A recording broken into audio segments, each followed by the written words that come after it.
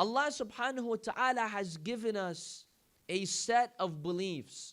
In order for us to achieve the true faith that God wants us, we must complete this entire set. We cannot pick and choose. I want to believe in this aspect, but I disregard other aspects.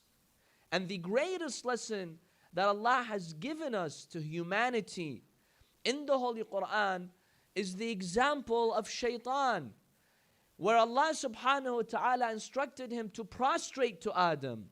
He said, "Oh Allah, spare me. Give me a different test.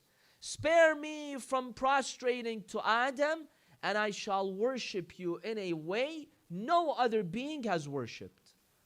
Did Allah accept his offer?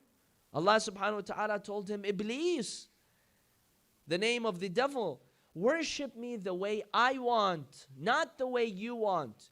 Because the minute that you form your belief system based on your own desires, based on your own wants, you're no longer believing in the one true Allah subhanahu wa ta'ala the way He wanted you to believe in. We can only achieve the completion of faith by believing in Allah subhanahu wa ta'ala the way He has wanted. That is why our greatest mission and our greatest challenge in this life is to form the correct beliefs that Allah subhanahu wa ta'ala wants from us.